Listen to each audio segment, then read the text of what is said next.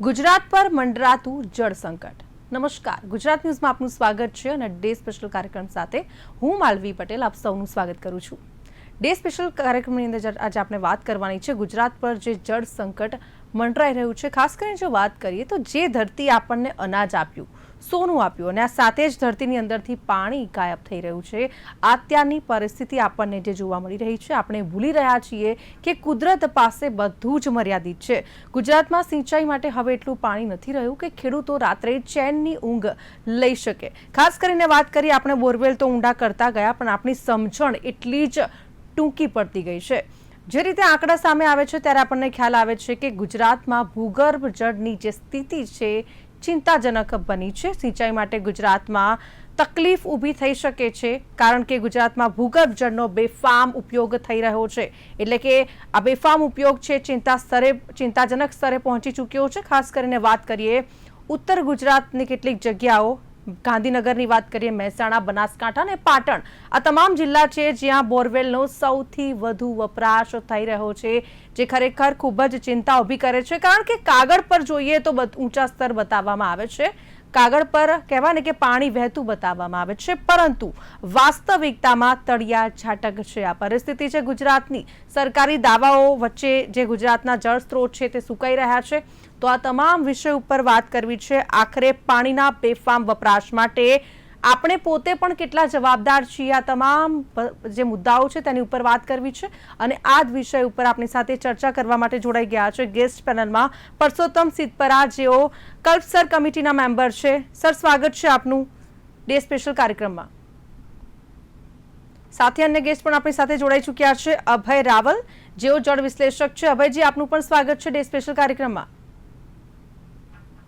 જી જી, સૌથી પહેલા પરસોત્તમજી આપને પૂછવું છે, સરકારી દાવા અને હકીકત વચ્ચે આટલો મોટો તફાવત કેમ? કારણ કે આપણે જોઈએ તો ગુજરાતની સ્થિતિ છે ચિંતાજનક સ્તર ઉપર જોવા મળી રહી છે। એટલે કે ગુજરાત પર અત્યારે જળ સંકટ મંડરાઈ રહ્યું છે, એક વાસ્તવિકતા છે, તેમ છતાં આટલો મોટો તફાવત કેમ? જી, અત્યારે ખાસ કરીને જે વરસાદ ખેંચાણો છે ત્યારે જે ભૂગર્ભ સપાટી જે નીચે જઈ રહી છે, તો વર્ષોથી ઘણી સમસ્યા આપણે સમજી શકીએ છીએ કે જ્યારથી બોરવેલનો એક ચીલો ચાલુ થયો છે ત્યારથી જે કુવાઓની અંદરથી, તળાવોની અંદરથી જે સિંચાઈ થતી હતી, પણ જે પાણી ખાસ કરીને જે જમીનની અંદર હાર્વેસ્ટિંગ જે થવું જોઈએ, જે ખાસ કરીને ખેતીની જે બદલાતી પરિસ્થિતિઓ તેમજ બેફામ વપરાશ અને એના કારણે જે ભૂગર્ભ દર વર્ષે જે નીચા જાય છે, જે આજે સૌરાષ્ટ્રની અંદર લગભગ 1200 ફૂટ સુધીના, 1500 ફૂટ સુધીના બોરવેલ કરે છે અને એ બોરવેલના પાણી માત્ર વાપરવામાં જ નીચેથી કેવી રીતે લાવી શકવું, જે પાણી ઘટતું ગયું એમ ભૂગર્ભમાં નીચે જતા ગયા, પણ એ પરિસ્થિતિ વિકરાળ થતી જાય છે।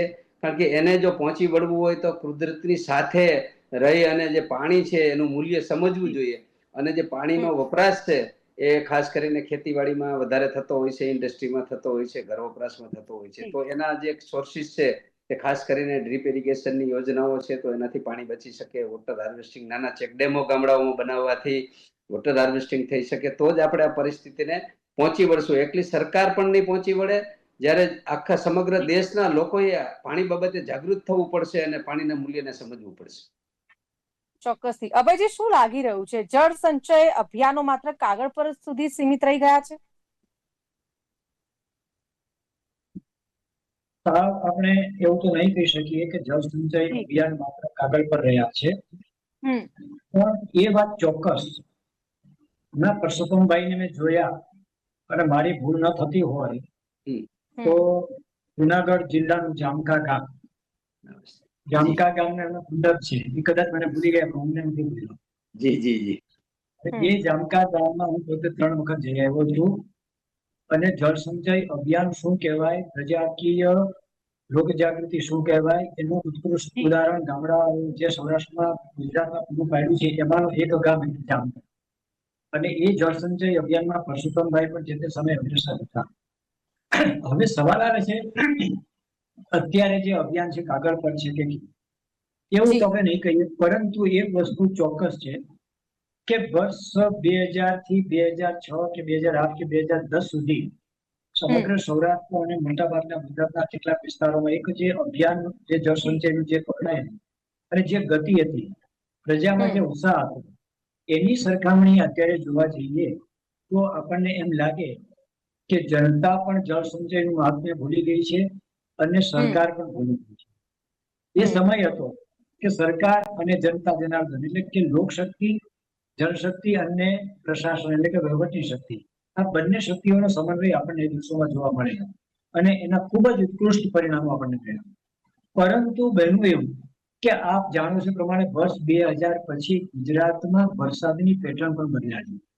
2013 ની જો વાત કરીએ તો સ્થિતિ એવી હતી કે સરેરાશ લગભગ 10 માંથી 3 દિવસ માંડ ઠીક કહેવાય સારા વરસાદનો, બાકી લગભગ 7 વર્ષ અછત કે દુષ્કાળનો સામનો કરવો પડે અથવા તો ઓછા વરસાદની સ્થિતિ હતી. એટલે એ પરિસ્થિતિમાં જળ સંચય અભિયાન એની પરાકાષ્ઠાએ હતું. પણ પછી જેમ જેમ વરસાદનું પ્રમાણ વધતું ગયું ત્યારે લોકોને એમ થયું વરસાદ આટલો પડે છે, કુદરત આપણા ઉપર આટલી બધી રીઝી છે, તો જળ સંચય કરીએ તો ન કરીએ તો શું? એમાં પાછું બીજું પરિબળ એવું ઉમેરાયું કે નર્મદા મૈયાની જળ રાશિ એ પણ સૌરાષ્ટ્રના ગામડે ગામડે પહોંચવા લાગી, ક્યાંક પીવાના પાણીની દ્રષ્ટિએ, ક્યાંક સિંચાઈની દ્રષ્ટિએ. પરિણામે જળ સંચયનું જે મહાત્મ્ય અને જે એને માટેનો અભિયાનનો જે ઉત્સાહ હતો એ ઉત્સાહ આજે બંધ કર્યો છે. એના જ કારણે જે ચેકડેમ, ખેત તલાવડીઓ કે આ સિવાય જળ સંચયના જેટલા પણ ટેકનોલોજીકલ ઉપાયો છે એ લોકો ભૂલતા ગયા અને એનું જ પરિણામ આપે જે દાખલો આપ્યો એ મોટે ભાગે ઉત્તર ગુજરાતનો છે.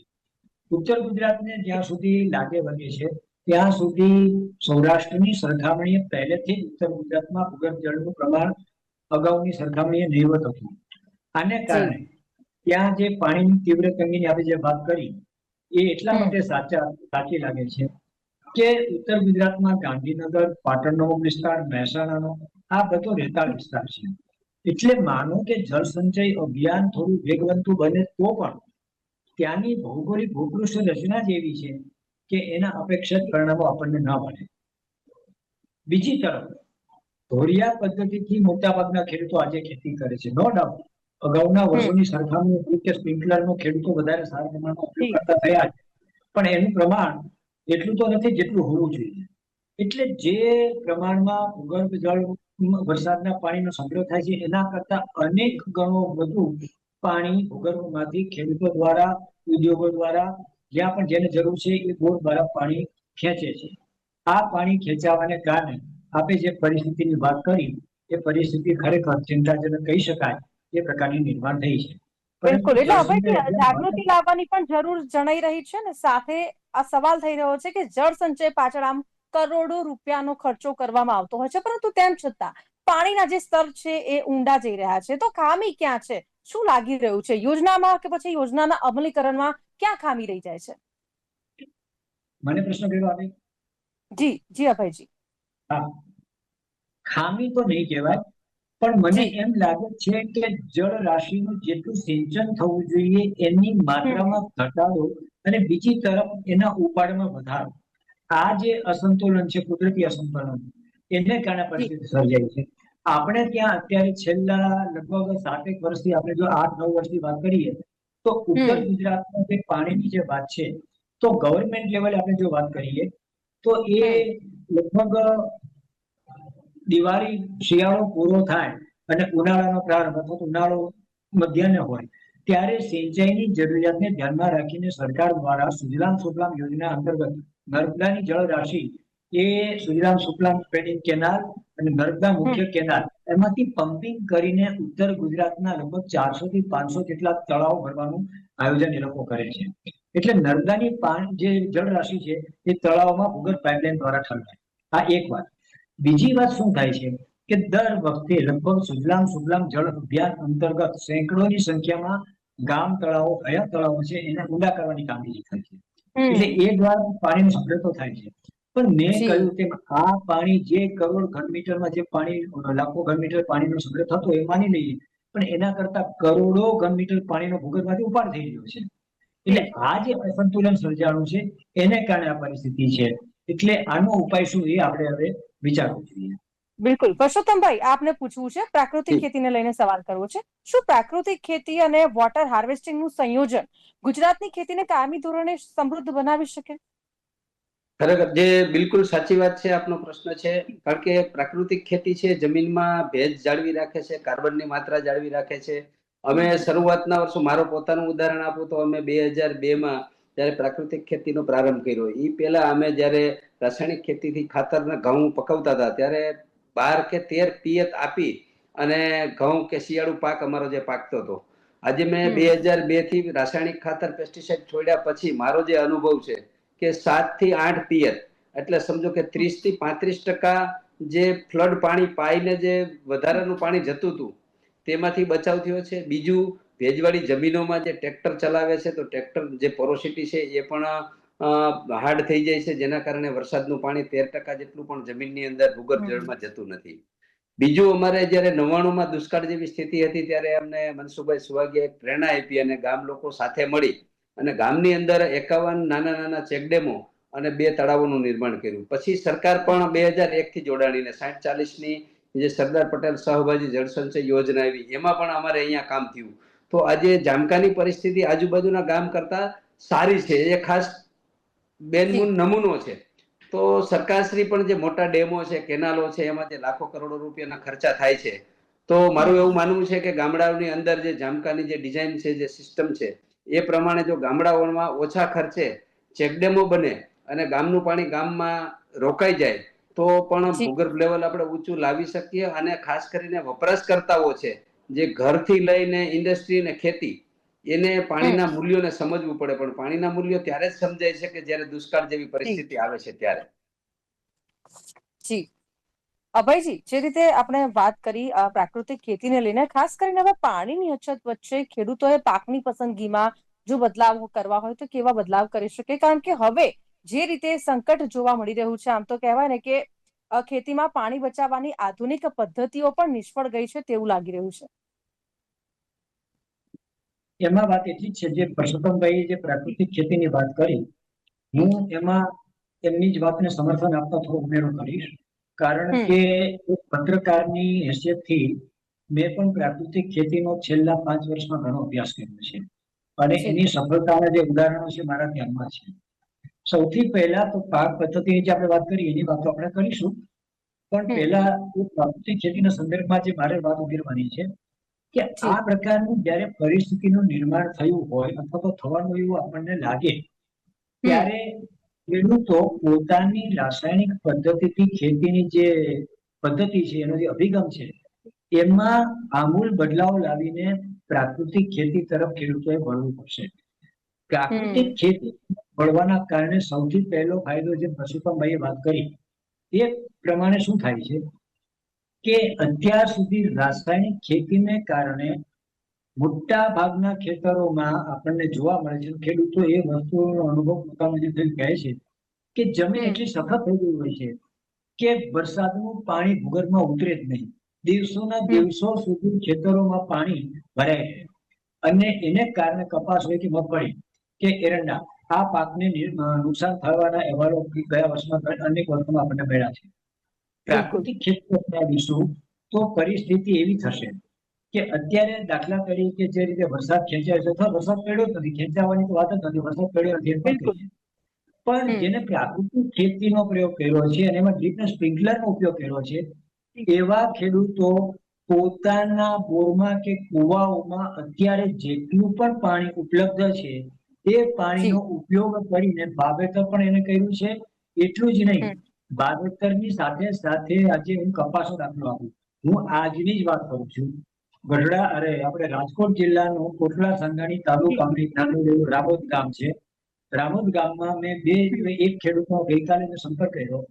આજે બીજા ખેડૂતો બહેન કપાસના વાવેતર માટે વરસાદની રાહ જોઈ રહ્યા છે, જ્યારે આ જ ખેડૂતે લગભગ મેના છેલ્લા અઠવાડિયામાં પોતાના ઉપલબ્ધ જળરાશિનો ડ્રીપ ને સ્પ્રિંકલરનો ઉપયોગ કરીને કપાસનું વાવેતર કરી દીધું અને અત્યારે એ ભૂગર્ભ જળરાશિ જેટલી પણ હતી એને કારણે એ પોતાના કપાસને સારી રીતે એનું સિંચન કરીને એનો વિકાસ કરી રહ્યા છે. એ ખેડૂતનું તો કેવું એમ હતું કે ભગવાનને પ્રાર્થના કરીએ કે આગામી દિવસોમાં અનરાધાર વરસાદ પડે, પણ એને પોતાનું ઉદાહરણ આપતા કીધું કે માનો કે કુદરત છે અને વરસાદ હજી પણ ખેંચાય, અને માનો કે થોડા વરસાદ પછી વચ્ચેના ગાળામાં ખેંચાય, જે સૌરાષ્ટ્રમાં ઉત્તર ગુજરાતના ભૂતકાળમાં અનેક વખત બન્યું છે. તો આ પ્રકારની પરિસ્થિતિમાં આધુનિક સિંચાઈ પદ્ધતિ નિષ્ફળ નથી ગઈ. ડ્રીપ ને સ્પ્રિંકલર એ 100% પરિણામદાયી પદ્ધતિ નીવડી છે. તો જે ખેડૂતોએ આ પદ્ધતિઓનો ઉપયોગ કર્યો છે એમને જી આવી ઓછા વરસાદ કે ખેંચાયેલા વરસાદ કે વરસાદ હજી ન પડ્યો હોય તો પણ પોતાનું મનગમતા પાકનું વાવેતર કરી શકે છે. પ્રાકૃતિક ખેતીને કારણે જમીન છેતરાળુ બનવાનું હોવાને કારણે જ આ ખેડૂત પોતાનું જેટલું પણ સિંચન કરે છે એ જમીનમાં એનો ભેજ ઉતરે છે અને પાકને પાણી કરતા ભેજની મજા થઈ. મોટાભાગના ખેડૂતો આ સમજવા છતાં એનો અમલ કરતા નથી. એટલે જી આપણે ત્યાં બિલકુલ. જોયા પદ્ધતિ થાય છે. પણ બિલકુલ. આ પદ્ધતિ અપનાવવાથી જમીન છિદ્રાળુ બનવાને કારણે લાખોની સંખ્યામાં અળસિયા ઉત્પન્ન થાય છે, જમીનને છિદ્રાળુ બનાવે છે. એટલે માનો કે આગામી અઠવાડિયામાં કદાચ 3-4 ઇંચ વરસાદ પડશે તો જેની ખેતી પ્રાકૃતિક ખેતી પદ્ધતિ છે એની જમીનમાં પાણી બધું જમીનમાં ઉતરી જવાનું.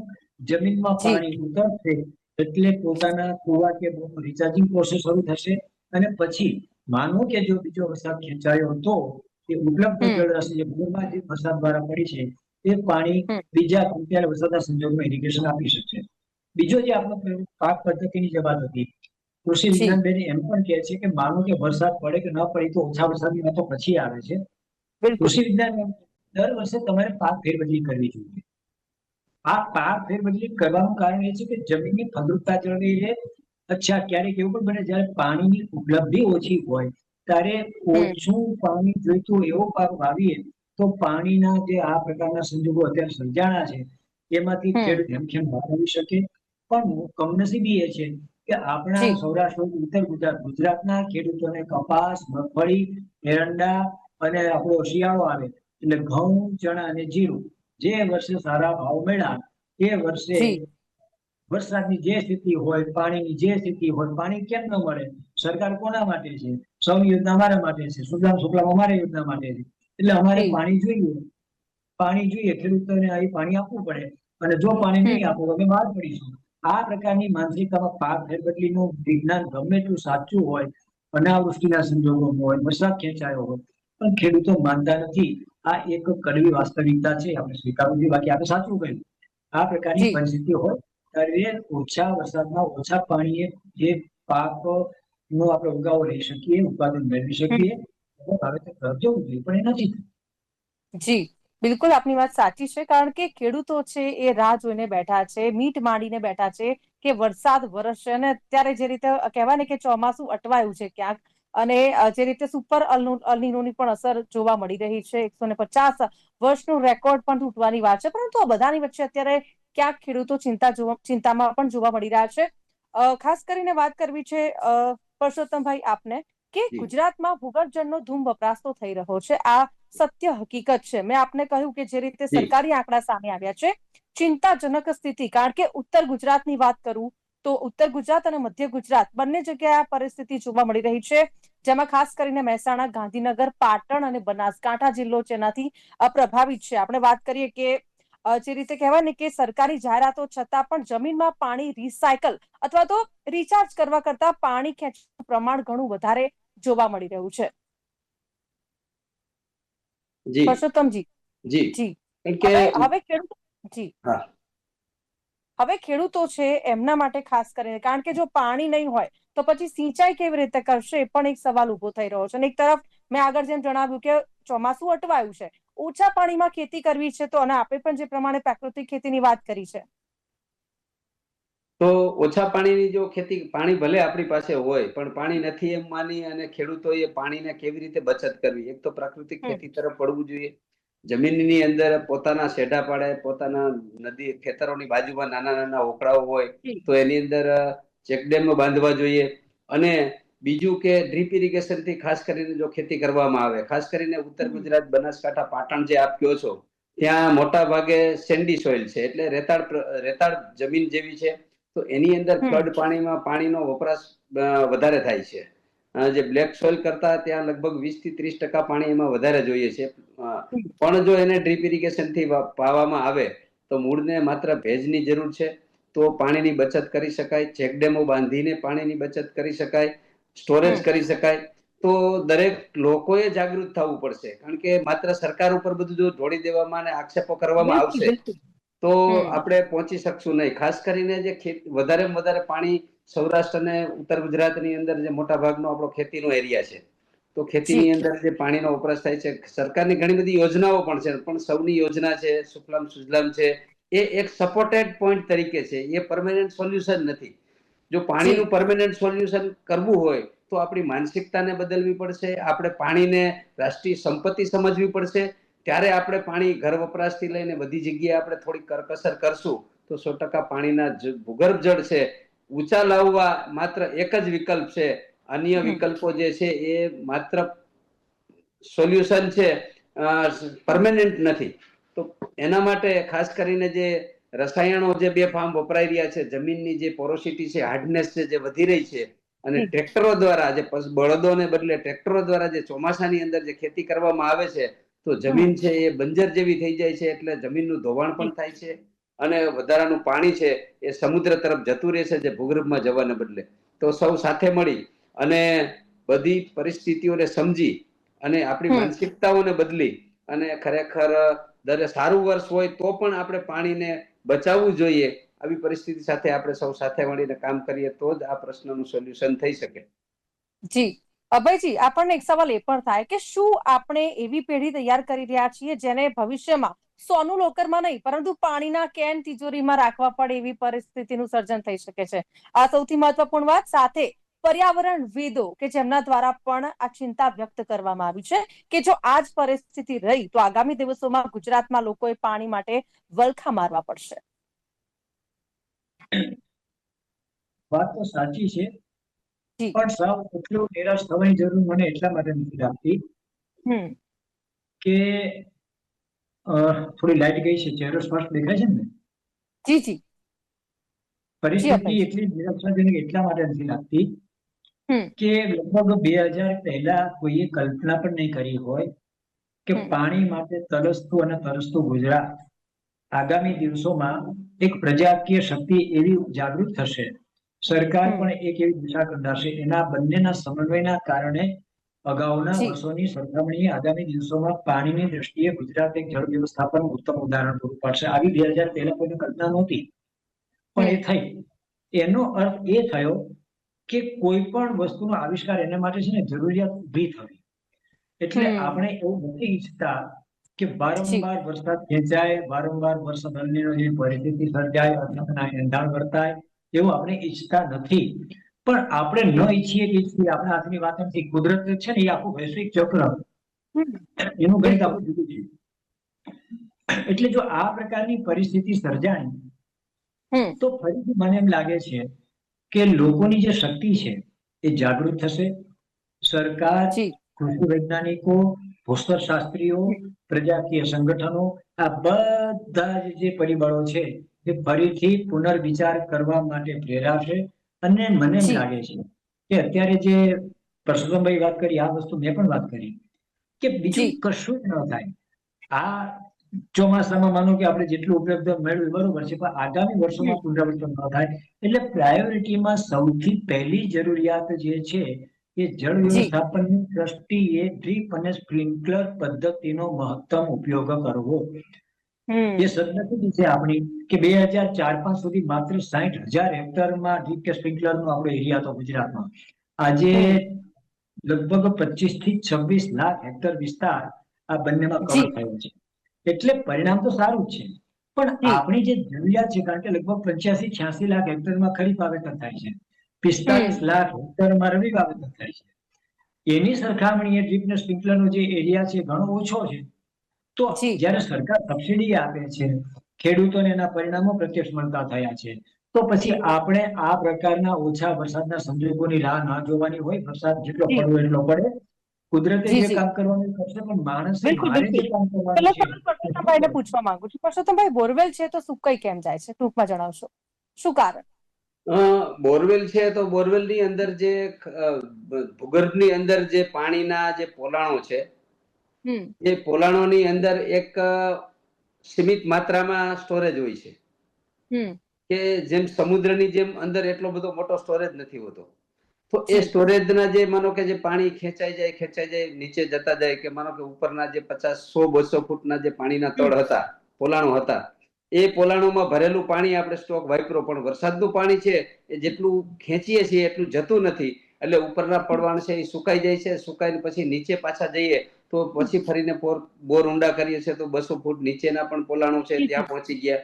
એને પણ ખેંચીને વરસાદનું પાણી આપણે હાર્વેસ્ટિંગ છે એ બરાબર નથી થતું. તો એના કારણે 200 થી 500 ને 1000 ફૂટ સુધી જે આજે બોર છે એ સુકાવા માંડ્યા છે.